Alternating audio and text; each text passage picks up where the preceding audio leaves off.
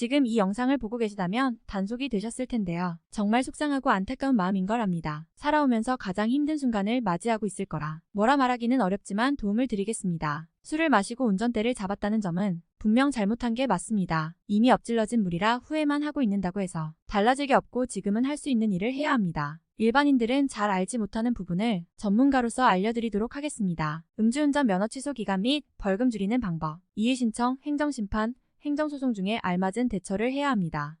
이런 일이 발생하고 나면 어떻게 해야 할지 고민되죠. 그런데 주변에 모르는 사람들에게 물어볼 게 아니라 전문가에게 물어봐야 정답을 알 수 있습니다. 대부분은 안 된다더라고 직접 해보지도 않고 어디선가 들은 이야기들을 많이 하는데요. 어쩌다가 한번 단속이 되어서 한번 해본 사람과 9년을 넘는 기간 동안 수천 명을 구제시켜준 전문가의 말 중에서 어떤 말이 더 신뢰가 갈까요? 112일 정지로 감경받을 수 있는 방법으로 이의신청, 행정심판, 행정소송이 있습니다. 아래에서 보다 자세히 알려드리겠습니다. 법이라는 것이 일률적으로만 정해져 있다면 판사나 변호사가 필요하지 않겠죠. 마찬가지로 기본적인 틀은 있으되 여러 가지를 고려해서 취소를 정지로 바꿔주는 구제 제도가 갖춰져 있습니다. 이것을 잘 활용하여 감면을 받도록 하는 것이 전문가로서 저희가 하고 있는 일이고요. 음주운전 면허 취소 기간 정말 줄여지나요? 사고 삼진 아웃 셀프로 신청하기 등을 모두 합친 통계가 이미 나와 있습니다. 전문가의 도움을 받았을 때 확률이 더욱 높아집니다. 얼마 전에도 수임하기 위해 된다고 하는 거 아니냐는 그런 질문을 받았었는데요. 실제로 진행했고 구제된 사례들을 알려드렸습니다. 기준이 정해져 있다고 해서 그대로만 결정되는 것이 아니라 다양한 부분을 감안을 합니다. 이동한 거리, 현재 직업, 경제 상황, 사고 유무, 과거 전력, 벌점 등 매우 다양한 요소들이 있습니다.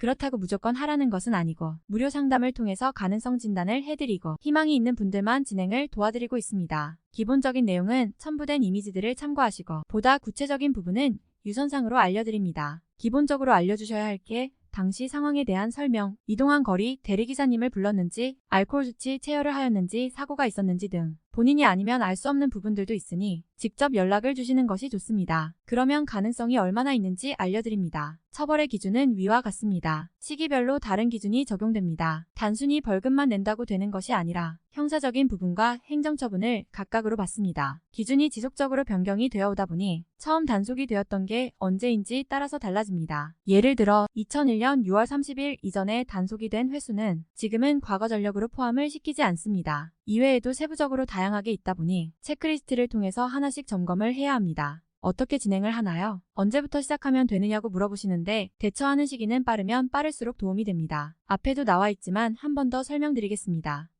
0.08% 미만일 경우 정지 100일의 처분이 내려집니다. 교육을 받으면 50일까지도 감경이 됩니다. 0.0 경우에는 1년 이상이 됩니다. 초범일 때의 기준이고 두 번째거나 사고인 경우에는 또 다르게 적용이 되니 참고하세요. 감면을 받을 수 있는 방법 3가지. 이의신청은 경찰청을 통해서 구제 신청을 하는 것으로 조건이 상대적으로 까다로운 편입니다.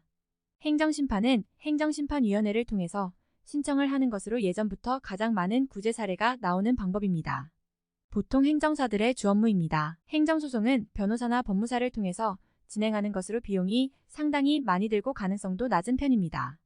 각각의 특색이 다르다고 할 수 있으나 가장 가능성이 높은 방법으로 진행을 합니다. 여러 번 도전할 수 있는 게 아니라 단 한 번만 가능하기에 전문가의 도움을 받아 제대로 준비해서 제출해야 합니다. 별도 출석을 하지는 않아 시간 소요도 적은 편입니다. 진행 과정 절차. 가장 좋은 타이밍은 지금 바로입니다. 단속이 된 이후 귀가를 하면 보통 일주일 내로 담당 경찰관이 전화를 해서 출석을 하라고 합니다. 이때 너무 급하게 잡히면 조금만 미루고 반성문이나 입증자료 등을 준비해서 가야 합니다. 필수로 가져가야 하는 것은 아니지만 조서를 작성하고 나서 검찰에 서류가 넘어갈 때 같이 제출을 부탁해서 보내면 효과가 있습니다. 담당 검사님께서 직접 전화를 주셔서 20분 넘게 통화를 한 적도 있습니다. 재량으로 실제로 위에 나와 있던 처벌 기준보다도 더 낮게 구형이 되기도 하였습니다. 행정심판은 결정 통지서에 기재된 날짜로부터 90일 이내에 신청을 해야 가능합니다. 이미 그 기간이 지났다면 어떻게 할 방법은 없습니다. 그렇기에 단속이 된 이후에는 한시라도 빨리 전문 행정사의 도움을 받아서 준비해야 합니다. 계속해서 내용이 길어지고 있는데요. 영상으로는 모든 부분을 다 전달해 드릴 수 없다 보니